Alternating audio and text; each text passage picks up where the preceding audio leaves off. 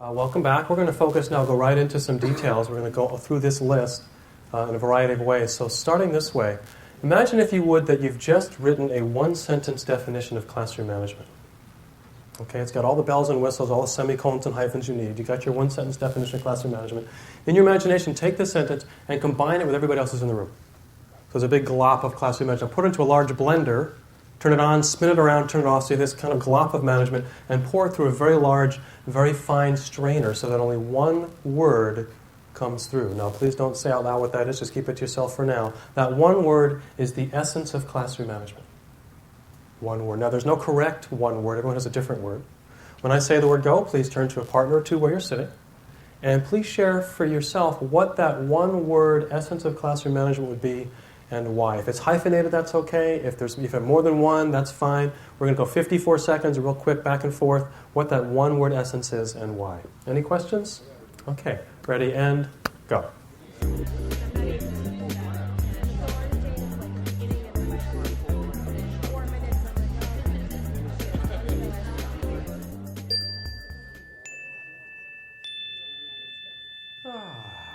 And welcome back. Now, just in the interest of saving a little time, I'm very good at this. When I count to 3, everybody in the room, please say out loud all the words you came up with over and over again for 5 seconds. A bunch of noise, I'll hear them all, and I'll tell you, I'll feed back to you what you said. Okay, so again, when I count to 3, a bunch of words over and over again for 5 seconds. Ready? 1, 2, 3.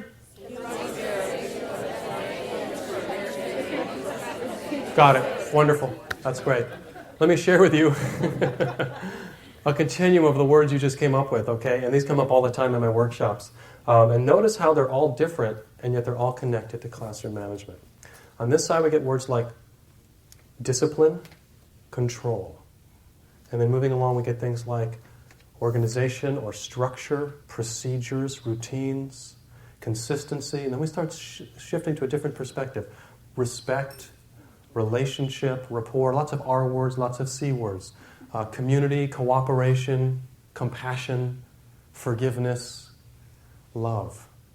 All these words come up all the time as I have people brainstorm this. And interestingly, almost nobody over the course of no one in the course of the years I've done this, maybe 23,000 different teachers in this brainstorming, no one yet has ever said out loud in a workshop, my word. Now, my word isn't better, it's just different. Actually, that's not true. About 8 years ago in a workshop, a woman said my word. I went up to her afterwards, I said, what made you think of that word? She said, oh, I took your workshop last month. I said, hello. Anyway, my word isn't better, it's just different. If I took all of classroom management, put it through a blender, a fine strainer, one word, essence of classroom management, a small word, just 2 letters, and that is the word no. People get very uncomfortable. No, well, that's not very positive. No. You know, if we hurry, we can catch the matinee across the... Okay. Actually, it's quite positive, and it's not the word no that matters. It's what it symbolizes. No symbolizes that moment in time. As a teacher, when we want one thing, and our student or students want something else. Please raise your hand if this has ever happened to you. Of course, right? And in that moment in time as teachers, we choose to hold our ground. That's the key phrase, hold our ground. That's what I believe the essence of classroom management to be. My suggestion is if we can hold our ground with kids without beating them up, right? Without beating ourselves up, without having to go home and recover, right? Right? Sitting in the room like this, okay? If we can do it in a way that invites their cooperation, the rest of classroom management is a piece of cake. And the research suggests we only have to do it about 990 times a day. They say teachers make about 1,500 decisions a day. How many of those are yes or no? About 1,000. How many of those are no? About 990, right? So we're going to do a little role-play simulation to kind of encapsulate this idea of holding our ground. At this point, I give the participants a complex set of directions. It's a role play. One's a student, one's a teacher. Now, the student's job is to get permission from the teacher to leave the classroom. The teacher's job is to not give that permission no matter what. Now, I know it's not realistic, but nonetheless, the experiences and issues that arise in the activity can make a big positive impact in the teacher's experience when the teacher goes live in the real classroom. Okay, ready and go.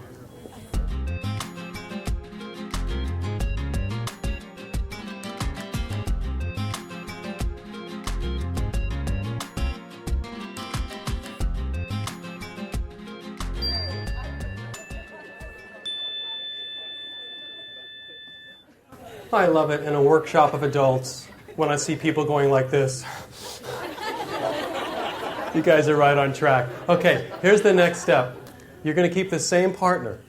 You're going to keep the same role. So teachers, you're still teachers. Students, you're still students. The only change, teachers, I'm going to limit your vocabulary to 2 possible responses, and they must be word for word. The first possible response is no. And the second possible response is, I understand. And the answer is no. So same role, same partner, limited vocabulary for the teacher. Are there any questions? No. I can't hear you. Are there any questions? No. All right, ready and go. Now this was not realistic for 2 primary reasons. One is because most likely the excuse that came up was strong enough that the teacher would say yes. And second, I stuck you in an elevator. You couldn't move. Normally, in a disciplined situation, the teacher makes a decision and moves on, or the student moves out, right? But this was in an elevator over and over again on purpose to magnify this moment in time when the teacher needs to hold ground and student resists. So let's take a look at how this was for you as a teacher or as a student with this verbal restriction or without it. So you found some value to this verbal restriction. Great. Well, let me just stop you there. Let me just do a quick survey. Raise your hand if you found some value. Okay. And get them up high in the air so I can take a survey. Okay? Looking around the room, because I always do this every time. It's looking like, well, about 80%. Okay, hands down. Very interesting, because when I do this survey with a group of brand new, say, student teachers who've never actually taught in front of a classroom, and I ask them how many found value, about 30 to 35% will raise their hand. When I do the same workshop for brand new teachers, but now they're not now they're student teaching, or they're in their first year. Let's say it's November, and they've been teaching for 2 or 3 months. I do the same survey, about 70 to 75% raise their hand. When I do the survey for teachers who've been in the field for a while, about 80 to 85% raise their hand. Now, I'm not a salesperson for it, but I do want to talk about it. And as I talk about it, it might reinforce why you raised your hand or get you to think maybe you want to try it. But again, if it's not for you, no problem, because today's a buffet. Doesn't work, don't put it on your plate. As a teacher, let's say that Sally's my student in the back corner, and Sally wants to go to the bathroom or to the office, or it doesn't matter, she wants to leave the classroom. And I hold my ground, and I give a reason why Sally can't leave. My hand represents my reason.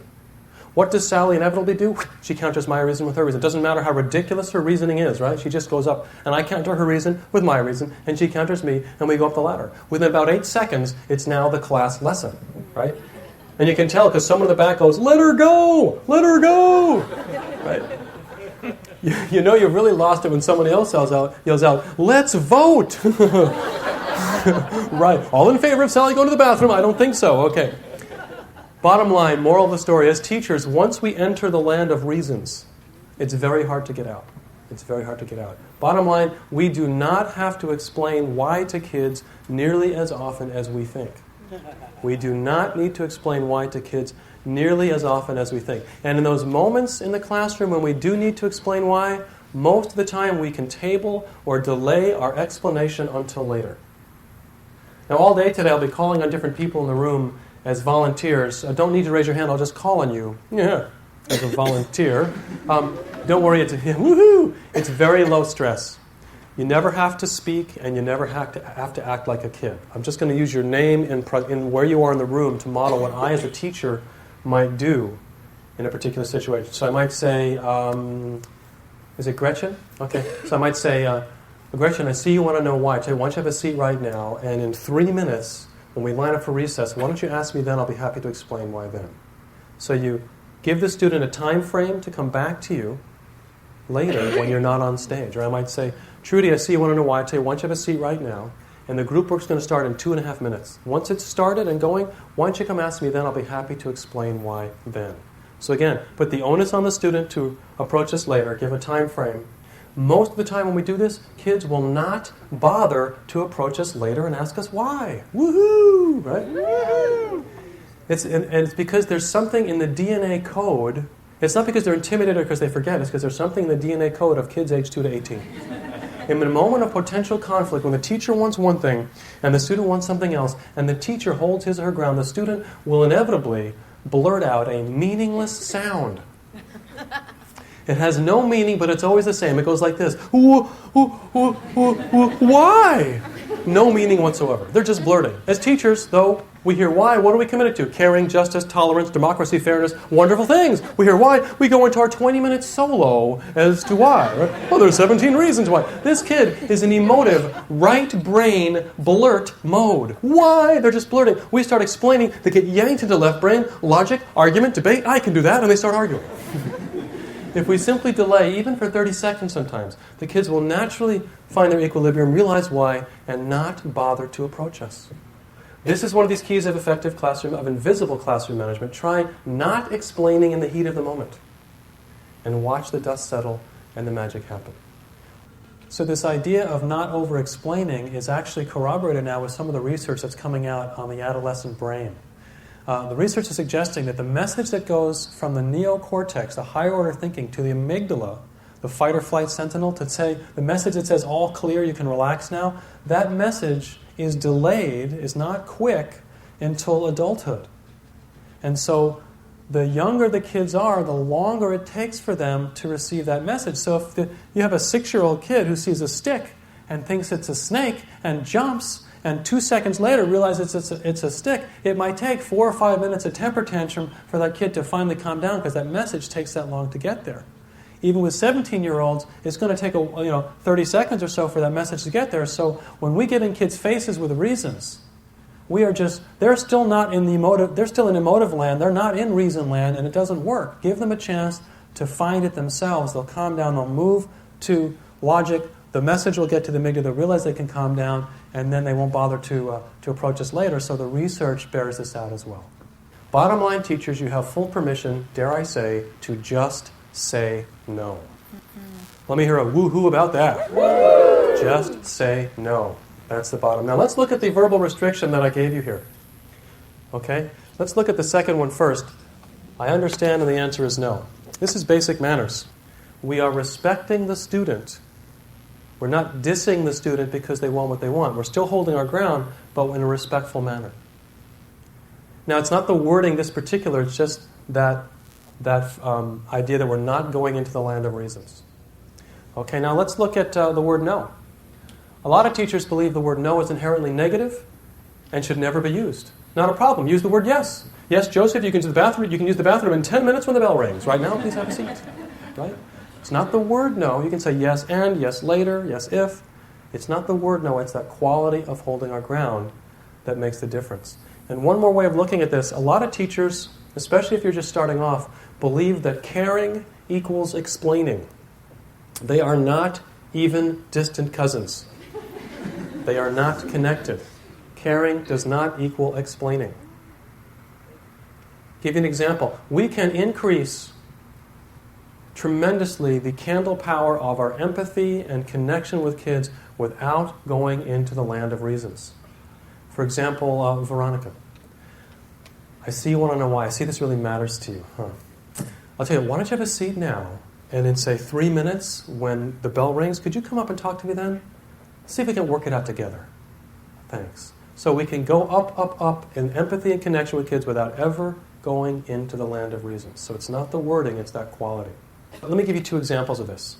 My volunteers, Calvin and Esther. Thanks for volunteering. Okay, let's say Calvin is my student, and the kids are doing a worksheet, and Calvin says, "Mr. Smith, can Esther and I work on this together?" Right? And I think good teachers are never supposed to hesitate, and I haven't thought about it in advance. I'll just bark out the first thing that comes to mind. No, yes, what? Leave me alone. What? I'll just bark. Right? There's nothing wrong with saying, "Oh, good question. I'll tell you, why don't you work on it by yourself for the next 10 minutes? Ask me again in 10 minutes. I'll be happy to have an answer for you then." Right? Or if it's a long-term project, we'll work till the end of the class, and tomorrow when we pick this up, ask me, I'll have an answer for you then. See, I'm hesitating in the answer, but I'm not hesitating in the fact that I'm the one making the decision. So it's yes and it's no. I'm not going, "What? I don't know. Please help. I'm bad. Help." No, I'm holding my ground with the fact that I'm the one making the decision, and yet I'm giving myself some human think time. Holding our ground is not robotic. It's not from this rigid place. It's human. And we'll get into more details as to how to soften that holding our ground so it really invites kids' cooperation. And welcome back. So let's look at this from another perspective about how we hold our ground with kids, because other things come into this. Particularly teacher experience, teacher feelings, like anger, for example. Please raise your hand if as a teacher in the classroom you have ever felt angry. Yeah, okay, hands down. How about, please raise your hand if as a teacher in the classroom you've ever felt guilty. Get those hands up. Okay, hands down. How about this? Please raise your hand if as a teacher in the classroom you've ever felt guilty about feeling angry. Yeah, okay. Now, good teachers are never supposed to feel angry. Does that mean everyone who raises their hand is a bad teacher? Of course not. These are natural feelings. Natural. So let's take the focus on anger. Let me give you an example of one way to be appropriately angry with a student. Okay, I'm looking for my victim volunteer. Let's see. Someone a little further back. Thanks, Trudy. I appreciate it. Okay. We've got, is that Victoria? Thank you, Victoria. Okay, so Victoria's my student. And I'm going to, I want Victoria to put it away and have a seat. That's the line I'm going to use. And I want to model one way that I can be appropriate with her while I'm feeling angry. So let me get into full anger mode. Sorry. Okay. Something like this. Victoria, could you please put that away and have a seat? Thank you. Well, what happened? What happened was I recognized I was angry. I took a deep breath. I counted to 10. I count very fast. Right? Now, a lot of teachers tell me the longer they count, the angrier they get. So there's something else I did that was invisible in that counting to 10. And we'll get into detail about it a little bit later this morning, but the shorthand version, I assume the best about my students, that they want to learn behavior. In this case, I assume that every student has, pouring out of their heart 24/7, a radio beacon. A radio beacon. And it always says the same two things over and over again. 1, teacher, what can I do now to behave better? 2, teacher, what can I do now to learn behavior better? They are always asking that question, one of the two, over and over and over again. So, Victoria's acting out, I'm mad, I tune into her radio station which says, Mr. Smith, I need to learn behavior, please teach me. And obviously that's what she's saying because she's acting out. So it's a teaching moment. So I take a deep breath, I tune into the radio station, I'm answering her question. You want to know what to do? What you need to do is, and then what she hears out loud is, please put that away and have a seat. Now this is the ideal. Let's look at it from another perspective. What if I think good teachers are never supposed to feel angry? My hand, moving like this, will represent my inner voice during the process. Okay? Victoria, I've asked you 3 times to put away and have a seat and you haven't done it. I'm getting really mad, and good teachers aren't supposed to get mad. The kids are watching me get mad. It's not looking where you're still not doing it. All of a sudden, I will blast her. Put it away and I'll blast her out of her seat. You know what I mean by blasting a kid? I'll lose it with her. Now, most of the time in most situations when we blast a kid, they will put it away and have a seat. But the bell rings, kids walk out, they turn to each other, they go, Mr. Smith is mean. I'm going, I'm not mean, I'm so nice. I don't even want to be angry, I'm so nice. But the truth is I was mean. Because if we think good teachers are never supposed to feel angry, then when we do get angry, we will cut out what we perceive to be the source of our anger. In this case, I perceive Victoria to be the source of my anger, and I cut her out. And on some subtle level, all the other kids in the class ask themselves the same question. When's my turn? When's my turn to be cut out? So what happens is there's a little bit of unsafety generated in the classroom. And what do kids do when they start to feel unsafe? They start to act out. So what happens is I win the battle with Victoria, but now I'm generating all these other battles all across the classroom. So I go home, I come back to school the next day ready for battle rather than ready for teaching and learning. This is, every once in a while it's one thing, but if it's a chronic lashing out at kids, we're going to generate exactly the opposite of what we're trying to do. Now, I use 2 different words to define this. Anger is a feeling which we are going to have because we're human beings, and we're going to have the whole panoply of feelings. Reactivity is the word I use. Reactivity is a choice. We don't have to react with kids. We don't have to blast them, even though every noise in our head says, blast this kid, blast this kid. That's a choice. We don't have to do that. It's not always easy, but it makes a huge difference, because if I blast her, I'm generating the opposite. And again, this is the ideal. When I first started teaching, I reacted all the time with kids. I was nuts. In teaching PE, I would chase kids around the field going, participate, participate. It was not pretty. It was not pretty. But I learned over the years to assume the best about kids and watch those waves of craziness start to recede. Now there's more to this, which we'll get to a little bit later, but I just want to introduce it now because it's such a rich topic, because we all have this experience. And my suggestion is, as teachers, if we don't at least give our experience a chance to breathe, recognize how we feel, our actions are based on our experience. And until we get a chance to look at that, we will keep doing the same thing. So a couple other things about this. There's nothing wrong with letting kids know that we're angry. I can say, Peter, I am very angry with your behavior right now. Okay, focus on the behavior rather than the student. I am very angry with your behavior right now. There's nothing wrong with that. The dividing line is when we lose it. When we're out of control, kids feel unsafe. And that's the line that we try not to cross. Basically, feelings are going to knock on our door. We need to open the door, let them in, recognize how we feel, serve them tea, but not a 7-course meal. Recognize how we feel, take a deep breath, do our job as a professional, teach the behavior, and move on. Again, that's the ideal. And what I'm doing is I am using a very specific strategy to deal with my anger when I'm angry with a student in the classroom before I speak to them. And I call this particular strategy the technique, and it has 3 parts. The first part is recognize. Recognize that you are angry. Be consciously aware that you are feeling angry in that moment. Now, this is just a very quick recognition. This is like, hello, anger, have a cup of tea, not a 7-course meal, right? We're not wallowing in the anger. We're just being conscious of the fact that we are angry. You just want to be aware that you're angry. Recognize that you're angry. The second R is reorient.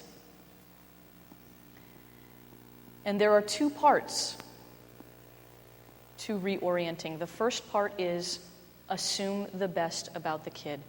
Aquila wants to be appropriate. He wants me to teach him, and his wandering is just his way of saying, help me, I haven't learned it enough. Assume the best. The second part of reorient is calm down. For me, that means take a deep breath.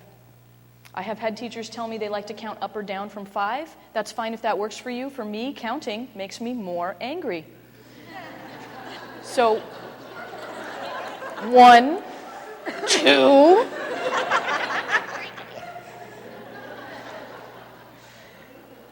So, whatever works for you, something quick that you can do, deep breath or count down from 5 that will help you calm down in that moment in time. And the third R is respond with tone, volume, and posture. Recognize, reorient, respond. When I was a beginning teacher, when I was a first-year teacher, and you have to know, when I started teaching when I was 23, and this is no reflection on the other 23-year-olds in the room. I was a particularly immature 23-year-old, and so my first year I worked in this very tough urban high school, and if I had a kid who was wandering, I would have just chased them around the room, spitting anger back out onto them, going, Aquila, sit down, sit down, sit down, sit down!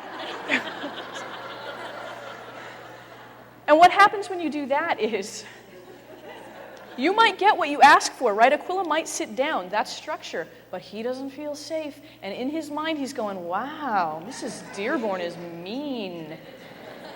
And I am being mean. And worse, the rest of the class is thinking, gosh, when is it going to be my turn?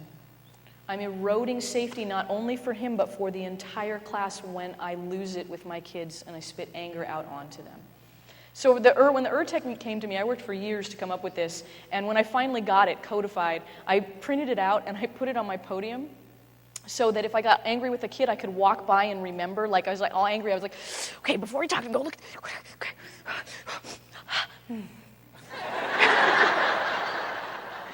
Because it helps to have something to hold on to, right? Something to look at, something to remind you in that moment of upset what you're supposed to do to create a more compassionate moment in time in the classroom.